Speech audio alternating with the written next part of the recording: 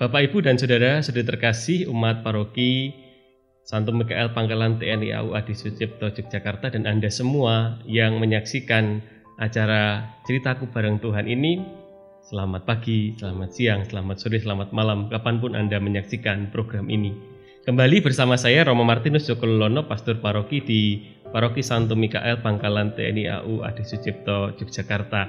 Bersama kita setiap minggu mencoba untuk menemukan bahwa Tuhan bukan teori. Setiap pribadi punya cerita bareng Tuhan. Maka acara ini diberi nama Ceritaku Bareng Tuhan. Pada kesempatan kali ini kita ingin bersama-sama mendengarkan cerita dari dua orang ibu dan anak yang akan bercerita tentang pengalaman mereka saling mendukung dalam situasi yang tidak mudah yang nanti mereka akan ceritakan. Tapi sebelumnya monggo Bu Yohanes dan Christine, silahkan memperkenalkan diri. Silahkan, siapa duluan? Selamat malam semuanya. Perkenalkan, nama saya Carolina Dia Kristanti, istri dari Bapak Yohanes Edi Nugroho yang sekarang berdinas di Bandung. Selamat malam, selamat pagi, selamat siang, selamat sore. Saya Christina. Ya udah, saya Christina. Anaknya siapa? Saya anaknya ibu sama Baik, terima kasih. Jadi nggak usah terlalu serius, kita memang suasananya santai. Lalu Bapak Ibu ini mau cerita pengalaman mereka itu adalah pada awal Januari itu mereka hampir sekeluarga mengalami situasi yang kita tahu bersama sekarang sedang pandemi COVID. Dan mereka mengalami terjangkit COVID-19. Mari silahkan Bu, cerita dulu pengalamannya bagaimana. Monggo. Pertama kali kami kena, karena kami menyatakan karena tidak semuanya dari keluarga kami kena. Kami mendapatkan informasi dari rumah sakit. Itu perasaan kami kaget. Sangat kaget, terutama saya, karena pada saat itu bapaknya ada di Bandung. Bapaknya minta, coba kamu cek. Oh, itu berarti bapak yang cek duluan di sana? Iya, bapak cek duluan di sana. Lalu anak kami yang kedua, setelah kami keluar kota, merasakan gejala-gejala seperti mati rasa, penciuman, lalu kurang merasakan juga lidah juga. Untuk yang kedua itu juga ada batuknya, ada demam beberapa hari. Lalu bapaknya minta segera cek rumah sakit. Jadi di rumah itu ada berapa orang biar mereka yang di sana tahu? Bapaknya dinas di Bandung, kami berempat ada di rumah. Ya, jadi Bu Yohanes bersama dengan 3 anaknya, ini Christine yang paling gede, nomor 2 Vero, yang 1 Jovi ya, yang monggo lanjutkan. Ya, lalu kami cek di rumah sakit dan kami sangat kaget, jujur saya pribadi kaget dan juga bingung karena kami cek berempat, yang 3 positif dan yang 1 ini negatif. Dan kalau yang 1 ini karena masih paling kecil Romo. Iya. Imunnya paling kuat. Paling kecil. Setelah dinyatakan positif, pada saat di depan administrasi itu bagian yang memberikan surat itu, saya beberapa saat hanya mengatakan tidak bisa berkata jujur, tidak bisa berkata apa-apa, hanya melongo lalu. Jadi perawat itu mengatakan, Ibu mohon maaf, dari 4 yang cek ini 3 yang positif, 1 dan 3 atas nama Jovi. Lalu saya bingung, lalu Jovi mau dikemanakan? Lalu perawat itu hanya mengatakan, Ibu mohon maaf kalau misalnya ada kerabat yang terdekat, mungkin yang terakhir bisa dititipkan pada kerabat. Terus saya cuma, oh iya. Lalu, ya mohon maaf ibu, hanya itu saja. Setelah itu kami keluar dan mengatakan, anak-anak udah di luar juga, Bu gimana Bu hasilnya Bu? Udah positif. Cuma kamu enggak, kamu negatif. Kamu gimana nanti? Dari situ non sewu ya pikiran sebagai ibu bingung kan kamu. Ini anak paling kecil, kita 3 kenal, bapaknya juga bingung. Bapaknya positif juga, kami bingung tidak tahu apa yang harus kami berbuat.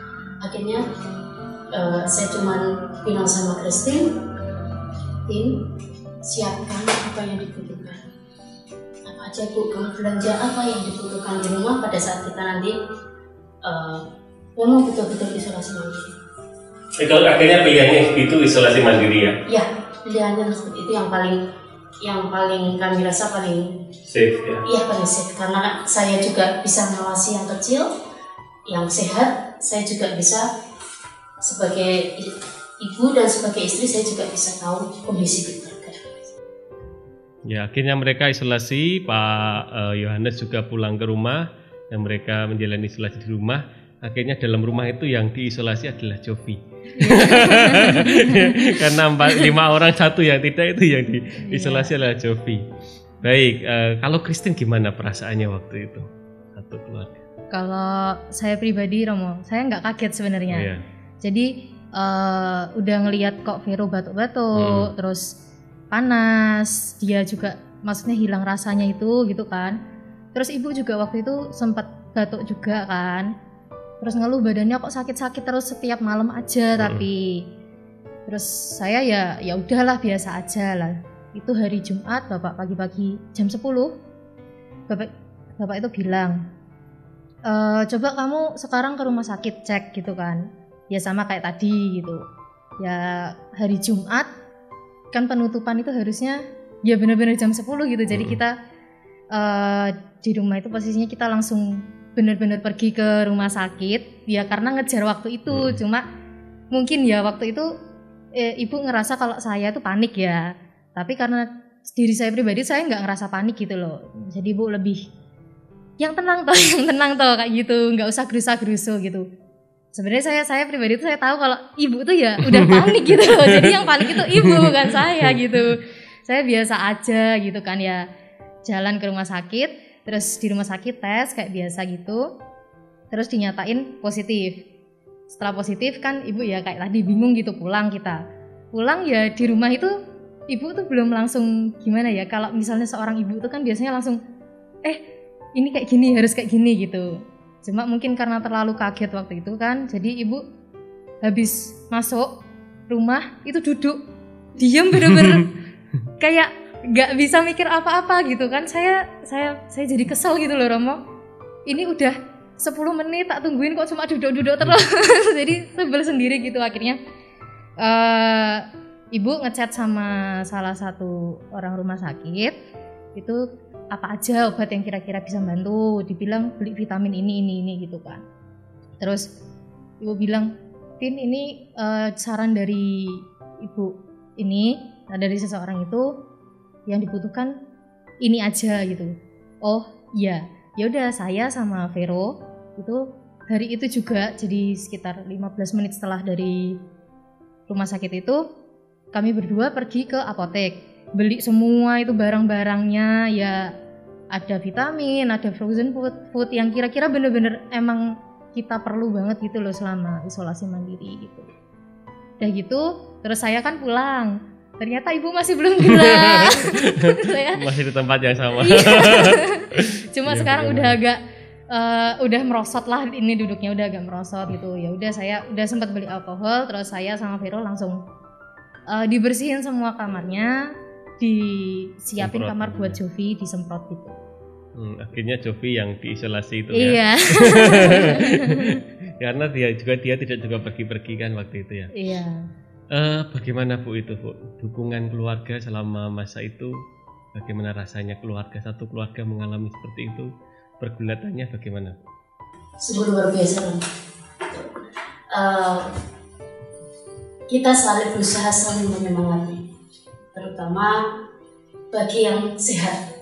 Karena bagi ini ya aneh memberi semangat bagi yang sehat. Oke. Karena masih kecil ya. Iya, betul. Baru SD Romo. Oh, dia itu SD kelas berapa? Kelas 6 SD. Ya.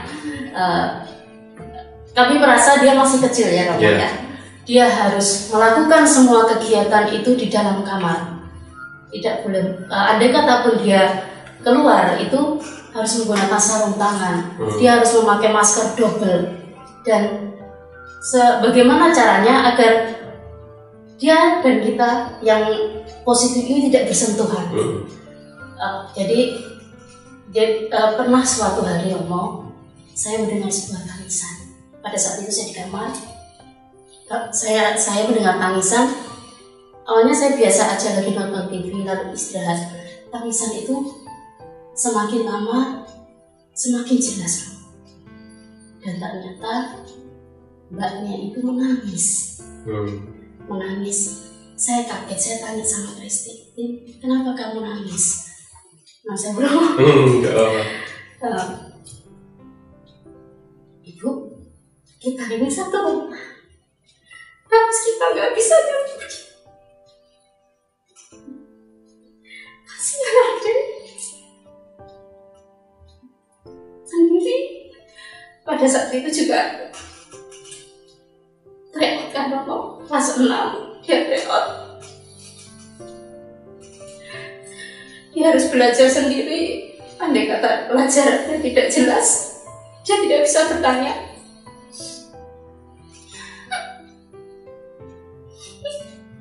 Dan kami pun bisa ngobrol hanya via video call. Itu hampir setiap hari. Hanya beda kamar, beda tempat. Tapi kami selalu bicaranya melalui video call. Itu saja. Itu hampir setiap hari kami lakukan. Bahkan kami pun ngobrol hanya membuka pintu. Jarak kita di sini dan hampir 2 meter Romo, kita membuat jarak agar dia tidak terkena dalam. Dan support dari keluarga. Jo, sabar ya Jo ya. Pasti kita bisa kok. Kita makan sama-sama lagi. Kita melakukan kegiatan sama-sama lagi, kita bisa. Pasti bisa. Iya Bu. Tidak, suatu ketika saya juga pernah mendengar dia mandi Romo. Dia menangis di kamar mandi. Ya seolah kok seperti ini dalam keluarga satu atap kita tidak bisa bersentuhan, kita tidak bisa makan bersama, kita tidak bisa ngobrol. Bahkan anak-anak pun biasanya bernyanyi bareng, biasanya joget-joget bareng, biasanya saling bersentuhan, kadang lendot sana, lendot sini, tetapi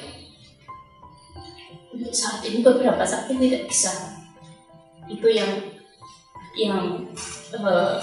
kami alami selama kami isolasi mandiri, dan setiap hari selalu ada kata sabar, kuat, ayo semangat. Itu saja. Dan yang pasti sembahyang yang banyak ya nak ya, biar semua ini bisa dilalui. Kalau kamu gimana Christine?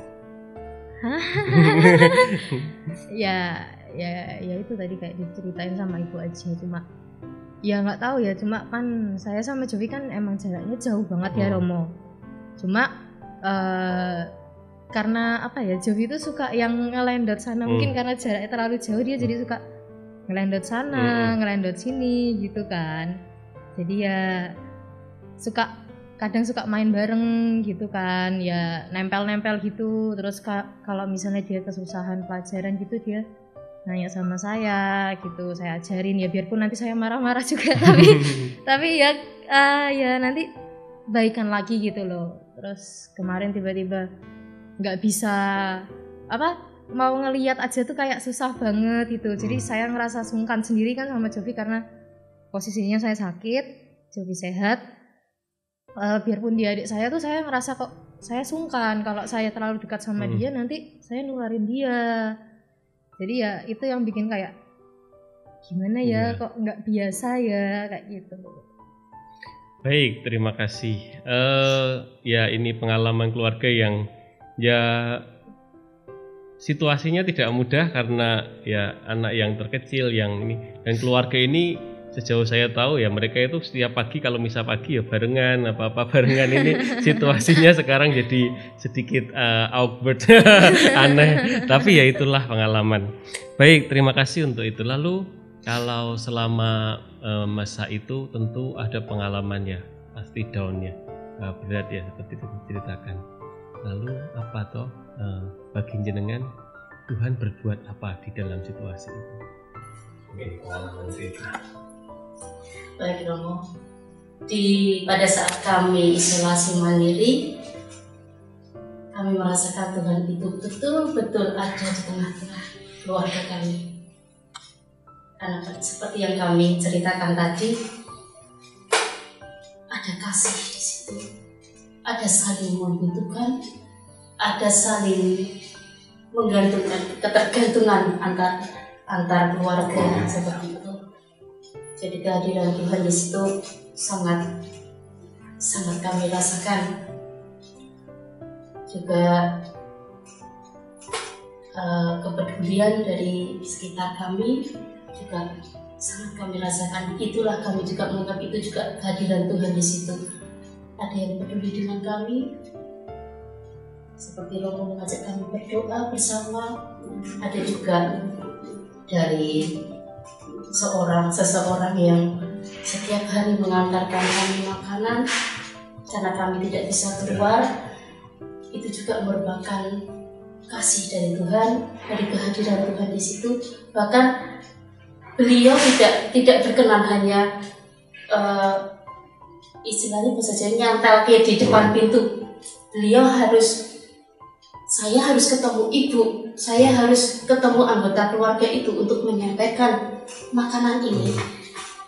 Bahkan kalau misalnya saya tidak keluar, beliau akan telepon saya Romo. Sampai 4 kali, sampai 5 kali. Ibu kenapa? Kok nggak keluar? Biasanya ibu yang keluar. Saya nggak apa-apa Bu, saya khawatir Bu, ibu itu ada apa-apa gini-gini. Sampai disitulah, untuk itu saya merasa bahwa apakah seperti ini non saya memang Teresa seperti itu kah? Saya sampai kadang bertanya kepada ibu tersebut, ibu tidak takut dengan kami, ibu tidak takut dengan yang kami alami di keluarga ini.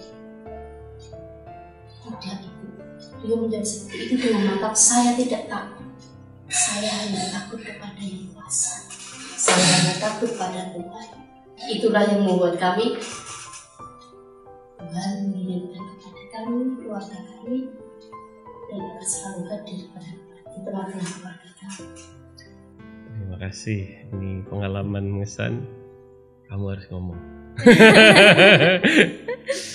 Kayak saya, karena sekarang kan saya masih mahasiswa baru Romo. Jadi ya saya belum terlalu kenal sama teman-temannya, belum pernah ketemu juga. Terus teman-teman saya SMA itu juga maksudnya nggak terlalu banyak gitu loh Romo, yang emang deket aja gitu. Saya tuh waktu itu kayak ragu gitu loh mau ngasih tahu apa enggak ya, karena kan dengan kondisi seperti ini bisa aja nanti saya yang nggak terlalu banyak teman kehilangan mereka gitu Romo. Saya udah mikir berkali-kali ini aku kasih tahu apa enggak ya, nanti kalau misalnya mereka tahu juga aku dijauhin kayak gimana kayak gitu. Terus ya udah saya pikir ya udahlah saya chat aja nggak apa-apa. Malam-malam gitu saya bilang guys aku mau ngomong tapi agak malaman aja ya, jangan sekarang gitu. Ya udah malam itu aku bilang kemarin aku dari rumah sakit, terus ternyata aku sekeluarga itu kena kayak gitu Romo. Kan kami cuma bertiga doang Romo, saya deket sama 2 orang itu, jadi kami bertiga di grup gitu. Terus ngomong astaga Tin kok bisa gitu. Terus ya saya cerita ya bisa ya gimana. gitu kan. Orang nggak Terus, tahu. iya, terus emang kamu nggak sadar apa namanya gejalanya gitu. Aku bilang nggak ada, aku nggak ada gejalanya, nggak ada gejala sama sekali. Cuma Ya karena Pak Yohanes mengatakan Christine itu kayak apa namanya orang liburan. Iya, jadi saya sendiri yang nggak kena, tapi apa yang nggak ada gejalanya kok tiba-tiba kayak kena gitu malahan. Jadi ya saya juga saya juga nggak tahu, aku juga nggak tahu kok bisa aku kena orang nggak ada gejalanya gitu. Terus teman saya langsung bilang, Tin ada obat kayak gini gitu. Aku punya sekarang obatnya, kalau mau besok pagi aku kirimin gitu. Kayak saya gimana ya, maksudnya kan teman saya berdua ini kan apa ya, non ya, kebetulan non, iya, non Katolik maksud saya gitu kan. Dia kayak kok peduli banget gitu sama saya gitu. Terus mereka kadang malam-malam itu ngechat saya, gimana Tin, udah kelebihan apa belum, kayak gitu. Terus ya nanti ada kalau Romo ngechat nanya gimana kabarnya, itu kayak iya benar, itu meskipun hanya chat, meskipun hanya WA, tidak tatap muka itu, tapi merupakan support bagi kami. Itu kayak support saya ke Christine cuma satu. Christine janji jangan diet karena dia tetap gemuk supaya saya ada temannya. Oke. Baik, sekarang kita masuk lebih dalam sedikit tentang pengalaman doa dalam situasi macam ini. Kata orang dalam situasi sulit doa itu menjadi lebih bermakna. Bagaimana pengalaman jenengan dalam doa di situasi yang seperti itu? Ini benar bagi banyak orang sekarang COVID ini benar-benar jadi yang musuh besar dalam kehidupan bersama, dan ini yang dulu jauh sekarang jadi pengalaman jenengan. Ya bagaimanapun situasinya pasti nggak mudah, tapi bagaimana pengalaman doa jenengan? Apakah lebih bermakna, apakah lebih kan? Silahkan cerita. Doa pasti roh. Doa itu sumber kekuatan dari semuanya. Terutama pada saat kami mengalami COVID, doa itu yang mendasar bagi kami. Terutama pada saat kita setiap hari kan mengikuti misa online, karena gereja pada saat ini ditutup, kami mengikuti misa online. Dari situ kita berdoa sama-sama di situ. Dari khotbah juga sangat berpengaruh bagi kami, bagi saya pribadi, juga ajakan dari pastor yang mengajak untuk berdoa, mendoakan bagi yang terkena COVID. Jadi doa itu merupakan tidak hanya kami saja yang merasakan hal seperti ini. Puji Tuhan, jujur kami bersyukur dengan apa yang kami alami, kami bersyukur. Disitulah hadirnya Tuhan, disitulah doa itu seolah terjawab. Mungkin bagi Tuhan ingin menunjukkan sepertinya keluarga kami kurang seperti ini. Dengan apa yang kamu alami di keluarga kamu lebih bisa, lebih mengerti tentang aku, lebih mengerti apa yang aku inginkan dari kamu. Jadi doa luar biasa, sangat mempengaruhi sekali bagi kami. Kami bisa semakin bersatu, kami bisa semakin terbuka, kami juga bisa memberikan support kepada mereka yang sekarang masih terkena. Baik, terima kasih. Gimana kamu pengalaman doa di saat COVID itu? Gimana ya? Saya kan udah gereja dari kecil, gereja pagi. Cuma kemarin waktu COVID kan ya terpaksa kita nggak bisa kemana-mana gitu. Terus gereja itu jadi ditutup. Jadi setelah hari Jumat itu dinyatain kalau kita positif, hari Minggu langsung ditutup. Saya langsung, waduh ini salah ini. Kayak gitu. Ya, dia ngomong sama saya, tetapi itu bukan karena mereka, itu karena memang situasi setelah Natal itu situasi di dalam juga ada beberapa yang kena harus kita penuh itu kan Iya. yang bagi kami pilihannya adalah wajar. Iya. Itu bukan karena kalian, itu bukan pertama-tama Iya. itu, tapi karena begitu banyak situasi yang keputusan yang lebih baik adalah tapi besok minggu ini bisa dibuka. Baik, silahkan. Iya, kayak gitu kan karena ngerasa bersalah gitu. Jadi saya ya tetap misalnya biasa ya lewat online, terus kadang kalau malam itu berdoa gitu kan. Ya Tuhan, ya pertama saya minta maaf. Aku minta maaf karena nggak terlalu nggak bisa jaga diri sendiri, jadinya kok seolah-olah malah nyusahin orang lain kayak gitu. Terus ya kalau di doa itu saya gimana ya, kan doanya udah agak malam gitu Romo, jadi kalau nangis-nangis dikit ya kayak gitu. Jadi kalau malam tuh saya nggak tahu sih, kalau berdoa tuh mesti kayak sedih gitu loh, kayak terus saya nggak bisa membayangkan Christine sedih, orang ketawa terus. Oke. Jadi saya doa buat ya pastikan buat kesembuhan, karena waktu itu bapak tuh yang kayak ngalamin gejala yang berat gitu kan Romo, batuk yang benar-benar batuk parah gitu kan, sampai ada lendirnya berdarah gitu kan Romo. Tapi karena saya kayak takut, mungkin karena ngerasa takut saya berdoa malam-malam gitu sampai nangis gitu bagiannya bapak. Ya semoga bapak cepat sembuh kayak gitu, karena posisinya juga bapak waktu itu masih banyak kerjaan banget kan, jadi kayak stres gitu loh Romo, ketumpuk-tumpuk sakit gitu, kasihan. Terus yang kedua saya nangis juga itu waktu berdoa buat Jovi. Ya dia harus ujian sendirian, nggak bisa dibantuin buat belajarnya, jadi kayak ya sedih gitu loh waktu berdoa kayak gitu. Terus yang agak kaget sih saya, jadi saya berdoa 3 kali salam Maria kan, 3 kali salam Maria, karena selama ini saya tuh berdoa 3 kali salam Maria, kebetulan belum pernah dikabulkan. Jadi ya saya sebelum berdoa saya mesti bilang, Bunda Maria, saya nggak tahu ini bakalan dikabulin apa enggak, ini udah doa saya yang kesekian, saya nggak tahu ini bakalan dikabulin apa enggak, tapi saya percaya kalau saya benar-benar niat, saya benar-benar berdoa, saya dikasih apa yang saya mau gitu. Terus kalau di buku itu di bawah kan ada tulisannya kalau bisa ditambahin berdoa salam Maria setiap pagi sama sore gitu. Novena maksudnya? Iya. Oh, novena 3 salam. Bukan kayak ya kalau di buku saya itu ada peringatannya kayak gitu. Nah terus jadi saya pikir, aku kan belum sekolah, belum ngapa-ngapain, ya udahlah aku pasang alarm per jam gitu berdoa. Kayak gitu, karena nggak ngapa-ngapain juga, jadi ya ngisi waktu. Belum, waktu itu Januari belum kuliah.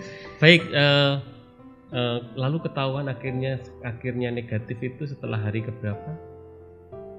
2 minggu setelah kami isolasi. Ya, 2 minggu setelah itu. Rasanya gimana itu? 2 minggu lebih. Ya, 2 minggu. Rasanya gimana itu? Iso meluk Jovi jadi. Itu setelah kami cek, setelah kami pulang sampai rumah, betul-betul meluk Jovi. Dan kebetulan pada saat isoman itu, kalau Jovi batuk sedikit saja, itu dia stres. Oh iya. Karena apa? Karena terutama Vero yang agak proteinnya agak banyak sekali. Tapi kamu jangan batuk. Kalau kamu batuk, kamu tahu kalau itu ngapain? Kalau itu Jovi, aku mau berdoa, cuma aku salah. Oke, baik. Mungkin kalau mau direnungkan 1-2 kata untuk umat di dalam situasi ini, mau merangkum pengalaman bersama dengan Tuhan di masa Covid itu, bisa mengatakan 1-2 kata kepada umat yang menonton program kita?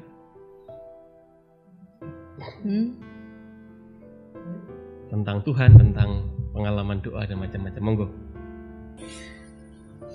Kami sampaikan bahwa di setiap kehidupan kita, Tuhan itu selalu ada.